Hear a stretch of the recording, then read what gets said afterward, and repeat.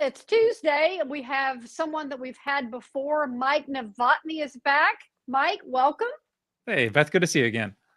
Mike is a pastor and an author. He's a doctor. He's got all the titles. But the best one is he reaches millions of people every week through Time of Grace, the ministry that he has with a great team of people. And you have a new book out. So tell us about not loneliness, but lonely less. Yeah. Did you know, Beth, that the U.S. Surgeon General recently declared loneliness an epidemic in America? I did know that. I can't believe it. Yeah, it's pretty wild. And there's a lot of us who can relate that we would just love to have better relationships in all kinds of areas of our life. We wish we were closer with our siblings. We wish we had more time to get together with friends. Maybe some of us go to church, but we kind of go in and sit and maybe make small talk, maybe not, and then leave and get back in our car and think, oh, okay, I guess that's church. Some people don't Mm, feel close to God. Some people have strained marriages, and you add kind of all that stuff up. And even though we're surrounded by so many people and digitally connected to countless people, I think there's a lot of people out there who can say amen to the Surgeon General. I wish my relationships were better. So this yeah. book is all about how to fix that. So I think you went back and talked about the pandemic and how obviously coming out of that, people felt isolated, people felt alone. And Mhm. so you would assume that we would correct that, but we've held on to some bad habits. And I think you've pointed some of those out, right? Some things that have just kind of lingered along with us that are a result of habits that we formed perhaps during the pandemic. Yeah, I think so. Loneliness is a pretty complex topic. There's just It some is. things that in a broken world, as much as we wish we could avoid them, we can't. Yeah. So if you have a Yeah. disability and you're stuck at home, there's no quick fix, Right. obviously. And if you've Yeah. lost your spouse, or you're excited for a baby and there was a miscarriage. Yeah. So I definitely don't want to imply like, hey, there's a simple path, so you'll never be lonely again. Yeah. That's not how the world works. But to your Right. point, I do think during the pandemic, we came up with a bunch of really ingenious ways to stay connected to work or to church or to family or to friends. But my fear is that they were actually so convenient and so easy that we held on to them as long-term habits, and it's really kind of adding up to something substantial relationally. Yeah. As a pastor, here's a personal example. I love the fact that we have a live stream. I love the fact that when I'm on vacation, I can kind of stay connected to my church family and, hear the message and hear the announcements and hear the readings and hear the confessions and the prayers. But I would also say that if your regular habit becomes watching the church live stream by yourself in your pajama pants on a Sunday morning, Hmm. that after a year of that, it's not a shocker, you're probably not going to have great relationships with your brothers and sisters in Jesus. Yeah. That's so true. Yeah. That's so true. And so I think one of the things we think about when we think of lonely is alone. You think, well, if I'm by myself and I live by myself and I work, you're going to assume some loneliness. But this kind of loneliness that you're talking about can be just as crippling as when you're surrounded by people, but yet you still feel lonely and invisible, right? Yes. Yeah, absolutely. I think being alone can be a blessing. Yeah. Um, my wife, especially, she's more of an introvert. She just needs that time is good for her. She's not thinking, "Oh, poor me, I'm alone." She's thinking, "Yes, I get to recharge my batteries." Yeah. No, I kind of define loneliness as when you wish you had more people in your life. So Yeah. it's either when you're alone and you wish you weren't, or you're surrounded by people, but it's just not the kind of connection that you're hoping for. Yeah. So I think Yeah. that's a good distinction that we should make from the start. Yeah. And one of the points that you make is adults, as a coach, a lot of times, I'll hear from someone, they want to have a spouse, they want to have a best friend. And my response to them is, okay, what are you going to do different? Because those people aren't going to come knocking on your door.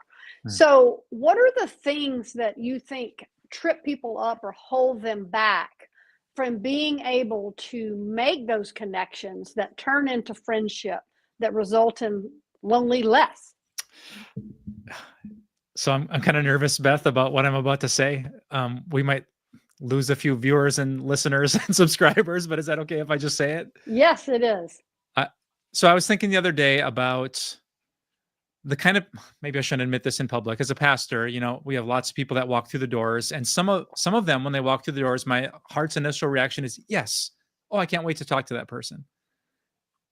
And and sometimes there are people that walk through the doors and I have to say, please, Jesus, help me to be a good Yeah. Christian today. Mm-hmm. So I was thinking about that. Like, why is it that some people, even if we share faith, even if you're part of my family, even if you go to my school or whatever, why is it that I like talking to some people and I have to like talk myself into talking to other people? Mm.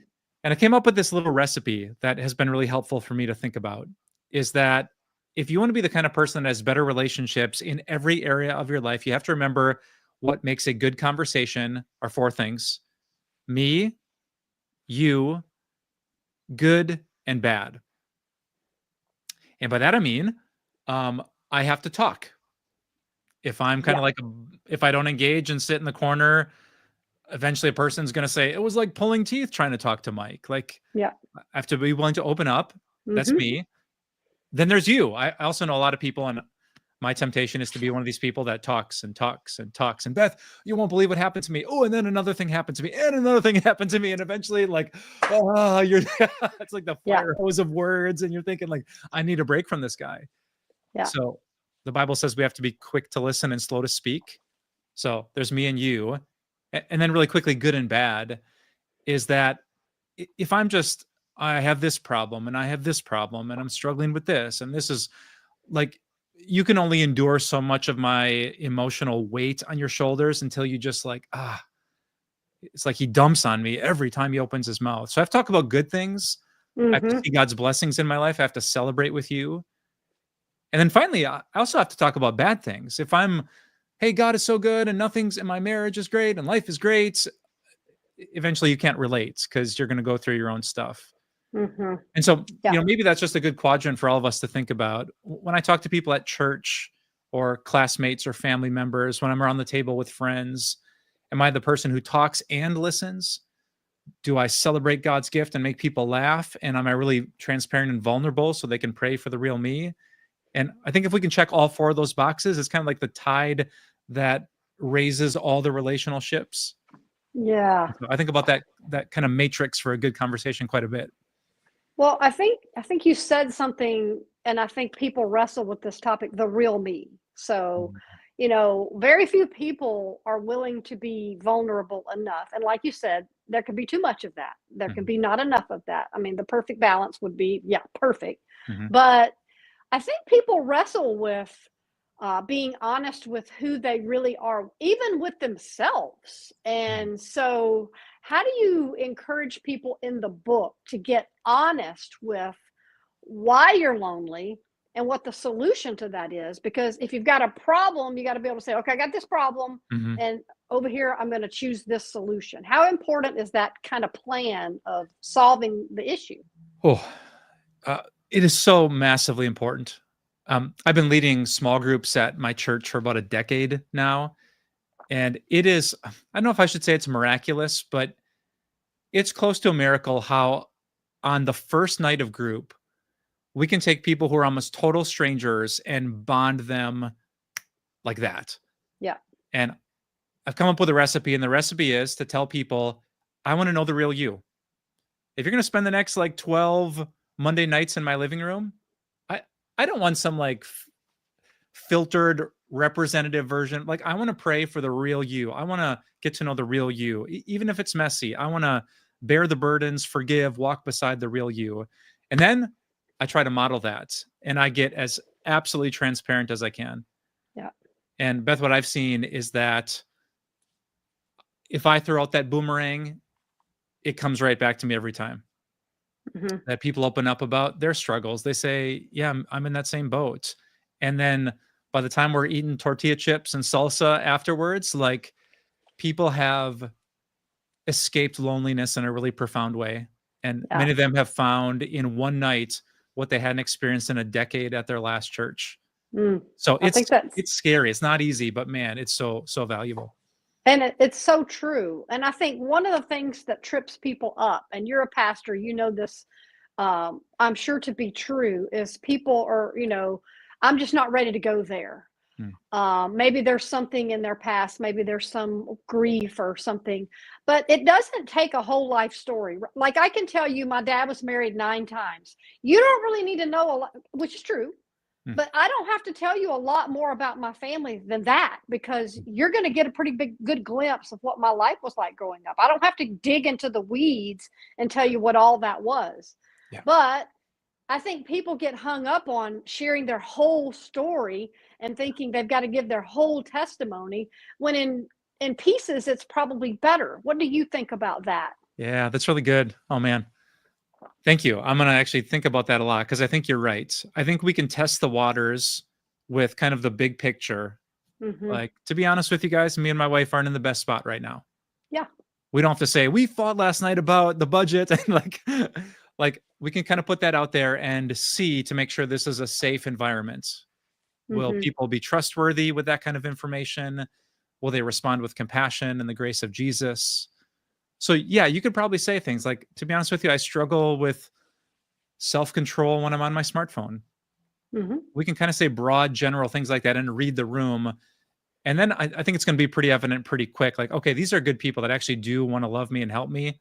Mhm. And yeah, I don't have to get held up by every embarrassing detail of the story that's maybe going to hold me back from making that confession. Yeah.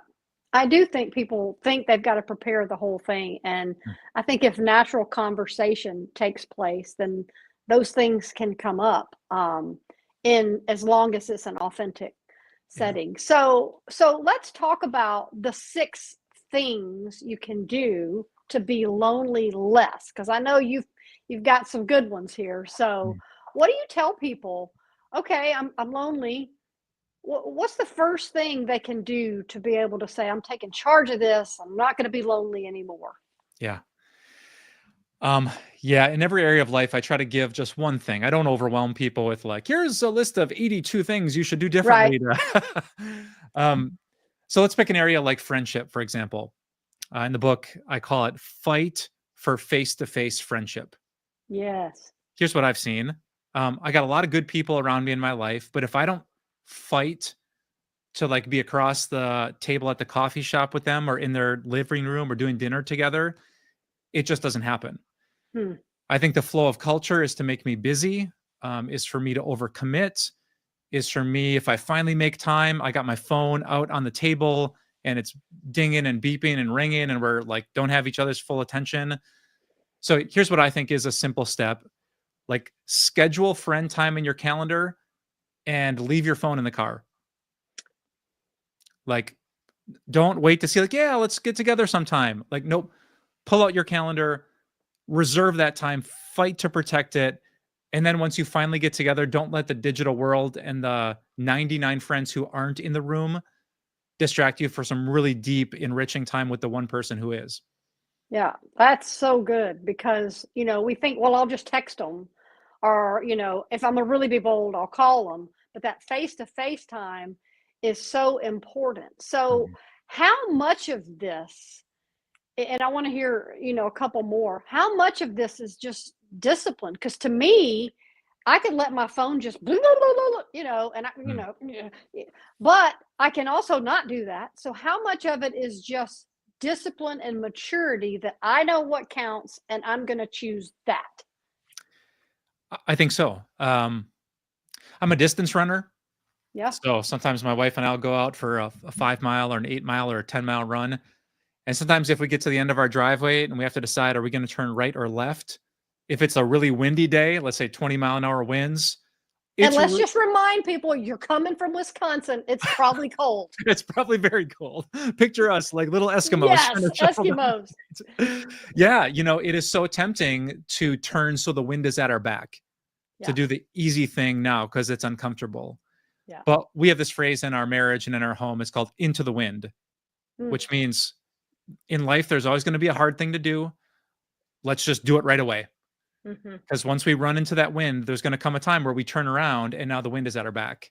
mhm. So I think you're right. What I'm proposing in this book isn't like, here's some simple, just 2 steps, set it and forget it. It's going to be great.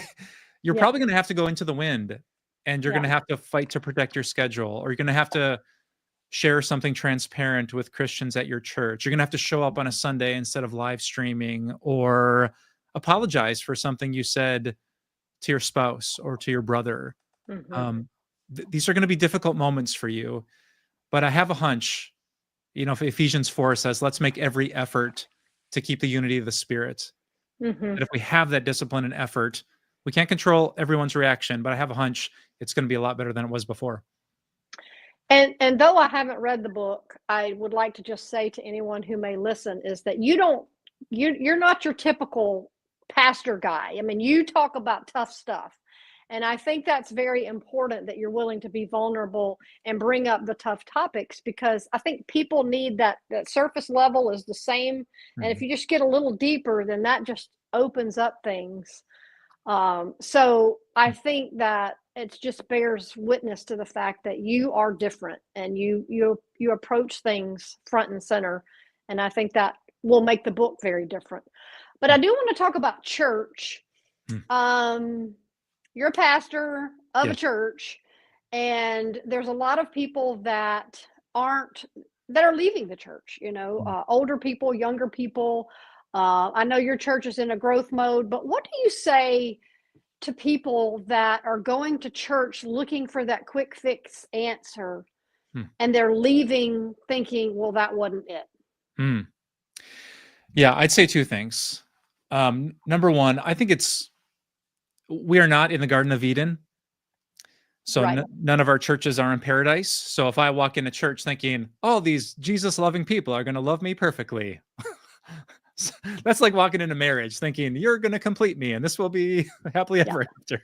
Like you're setting yourself up for some deep disappointment. So let's be honest. These are people just like you. Even on Sundays, they're going to have kind, hospitable, wonderful days, and some pretty selfish, self-centered, don't even know you're in the room kind of days. So I say that first. Second, I would say there are some things that you can do that greatly increase your chances of having an awesome church experience. Number one, show up. So I love live streams. I love podcasting sermons. I love worship music on YouTube. But if that replaces my in-person church life, it's going to have a negative relational effect. Number two, can I vent for a second, Beth? Yes. We have potluck meals sometimes at our church, or we'll have a church service, and a person will sit at the first table, and then the next person that comes in sits at an empty table, and the third person who comes in sits at another empty table. And I think the reason we had this is for you to sit next to each other. But I don't know. It's hard to go into the wind and just to go up to someone and say, hey, do you mind if I sit next to you? And what do you know? God starts a conversation and it almost always turns out great. So I think we have to do those little things like sit next to someone, introduce yourself, share a bit about yourself. And I think those dominoes lead to great places. But a majority of people honestly don't take them. They sit down quietly, they look at their church bulletin, maybe they pull out their phone, the service starts, and they hear the sermon, but there's really no relational connection. But do you think that's because they're uncomfortable or they're insecure?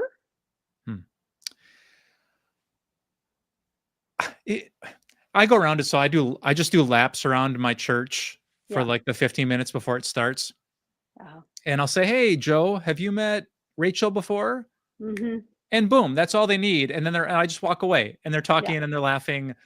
So I don't know, maybe are we out of practice? Because when we're in the grocery store in line, we're on our phones and we don't just chit chat with strangers. And so I don't know, maybe we're just out of the habit of how do you start a real conversation. So you just need a little nudge to say, it's okay. They're not going to bite your head off. They're going to probably love you really well. I think that's so true. I do think people hide behind phones. It's just a great escape. How much of this loneliness do you attribute to the technology? Because, you got 20,000, 200,000 friends, followers, but yet you still feel lonely. Part of that is just misunderstanding what that means, right? Because just because you have friends on Facebook doesn't give you FaceTime with anyone. Yeah. I think it's a massive explanation for the epidemic that the Surgeon General talked about. Yeah. to me, it makes I've seen it in my own life. If I look at my screen time, I have plenty of time to have great relationships. Yeah. If my device isn't lying to me, I could have the best marriage and be the best dad and be the best pastor, but it's so easy. I mean, they're masterfully engineered to keep our attention. And They so are. it obviously people struggled with loneliness in the Bible and there were no smartphones. So that's not the whole story, but I really think it explains the spike that we've seen in recent years. Yeah. Yeah. Okay, so what's the next thing? The first thing is fight for your FaceTime with people. What's another couple of things that you can tell people, try this, this could work? Yeah. At work, and I think this applies to school, give the really rare gift of your undivided attention. Yes. I go to staff meetings now, and it depresses me. Everyone has their laptop out. When I look over, people are multitasking between listening to the person who's talking and checking emails for the 17th time in the last hour. Yeah. We take a break in the meeting. Everyone reaches for their phones. Mm-hmm. And we're literally in the same room, but we have no one's undivided attention. Mm-hmm. And man, that's a cultural thing that really bums me out. And Yeah. and Me I get too. it. I get it. Because when I have my laptop there, Yeah. man, sometimes when someone's droning on and you're bored, your brain wants that hit of, I wonder if I have a new email. Right. And so I have to just bring a pad of paper and a pen and just get through those rough, boring, monotonous moments so I don't get sucked into having my attention divided into 17 different directions. Mm-hmm. That's so well said, because it's become culturally acceptable to not honor the person who's leading the meeting, the Mm. preacher who's preaching the sermon. Mm. And as speakers, we know how awful it is to look out and see everybody looking at their phones. It's like, oh my gosh, what happened? Yes. But so, one of the questions I ask people when I coach, one of the first questions I start off with, on a scale of 1 to 10, how effective are you at communicating? And the most I ever get is 4 or 5. But Mm. everybody, when I say, okay, I want to be a 10, what is your goal? They say a 10. Communication is the missing link here. Open, real communication. Why is that so hard to be honest with yourself and with others enough to have a conversation that could help you reach an intimate point with someone that brings that relationship to a more comfortable, intimate understanding of one another? Yeah. I think the last time we talked was about my book Taboo. Yes, it And that was. comes to mind because the devil is the father of lies. And I think Mm-hmm. his most persuasive lie is, shh, don't say that. They're Yeah. going to judge you. The way they're going to look at you, they're going to talk behind your back. You should not say, just pray about that. Don't admit that. God can help you with that behind the scenes, but don't say that publicly. And I think that is so persuasive. In my Right. experience, that is the opposite of true. But man, people have helped me so much when I've been candid and Yeah. transparent with them. So many people have prayed and they've made their own confessions. But wow, in the moment, there's just this overwhelming heaviness, like, this is going to be bad if I don't say this. And so, yeah, not to over spiritualize it, but I think there is some serious demonic influence to try to keep us quiet, because those are really breakthrough moments for conversation and community. Yeah, that's so well said, because it is. I mean, you do hear that little voice. Well, not now. Don't say Mhm. that. Mhm. I mean, I've been married 30 years, and sometimes it takes all I've got to tell my husband, okay, what you said really, I mean, it made me question this or that. But once I say it, man, I feel like, and he's so responsive. He's like, I'm so glad you told me that. I had no idea you felt that way. Yeah. And then all of a sudden, that issue is gone instead of festering or Mhm. causing trouble between us. It just takes a lot to be honest with Yeah. ourselves and others, but it starts there, doesn't it? Doesn't it start with that? It absolutely does. Yeah, I studied like what makes a great friendship a few years ago. This wasn't a Christian thing; it was just a secular sociologist, and they were saying the number one thing is that moment when you actually say something transparent, and the person almost always, instead of saying "ew, you're disgusting," they say "me too," Yeah. and like you just get to you go from acquaintance to friend through that power of honest confession. So Yeah. I think that's it for sure. Yeah. And that takes guts, and we've got to choose to have the guts. So give me one more lonely less solution. Yeah. I've saved the most important for last. All right. The hardest thing in the world, but it's the biggest blessing, is to repent and believe the gospel. Jesus said, if you want to be my disciple and follow me, you have to die. So your truth has to die, your autonomy has to die, you getting the last word has to die. But if you deny yourself and take up your cross and follow me, I love the end of that offer. Follow me. So, what's the best answer to loneliness? It's the presence of a perfect, loving, patient, gentle, powerful, glorious, and good God. So, don't know if all your listeners are Christian, but feels like, oh my goodness, I don't want to repent of my sin. I'm going to lose something. But no, Jesus says it's like a treasure hidden in a field. And if you could find God, who has said, even if you go through the valley, do not be afraid, because I will be with you. Yeah. I will be present. So it's going to feel like death to have to crucify that part of you that wants to get the last word, but it actually leads to incredible life with God forever. And sometimes even Christians go through periods where they feel like God is silent and God is missing. And it's important, I have those times, but I think again, it's important for me to say, God, what are you doing and where are you? I have to be honest, even with God. And I think that a lot of Christians get really scared by, because they're like, oh, I don't want to dishonor God. Well, I mean, he's our Father. So do you think that's the gut level honesty starts with God and saying, Lord, help me with these thoughts? Yes. This is why I love the Psalms.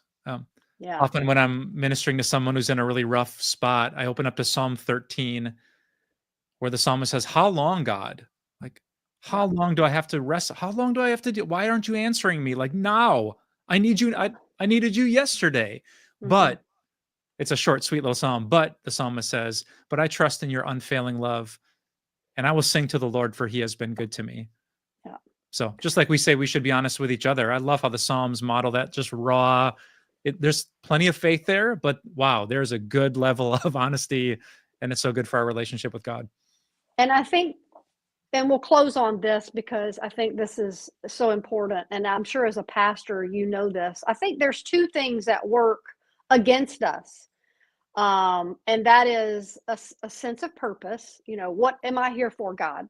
And a sense of identity, because ultimately we're strong in who we are if we can scroll social media all day and not feel like a loser, because we know who we are. But the two things that I think people struggle with the most is, what do I do and who am I? So what do you say to those as a pastor? Because those are big life-changing questions. Yeah. In Jesus, you are a redeemed, perfect child of the Most High God. Now, you could be the best influencer on the internet, but that would be nothing compared to having the Father who runs the universe look at you and smile. So when our deepest identity is in that, it's not something, this book is called 6 Steps to a Less Lonely Life. Thank God there aren't 6 steps to earning the Father's love. Right. It's just a gift that's ours in Jesus. And so to have a rock solid identity as a child of God by grace and through faith means everything. Yeah. And then the purpose that you don't need to be a 6-figure salary earner. You don't have to have 100,000 followers on whatever platform. Like, just making your neighbor a little less lonely. Yeah. Just reaching over to that person who's sitting alone at church because they don't have the courage to sit next to you, and being hospitable. Just being the one in the room to confess your sins first, to make it safe. You don't have to travel to the other side of the world to be a missionary. Just take those little but difficult steps that are going to help people connect. And what a great purpose every time you step into any room.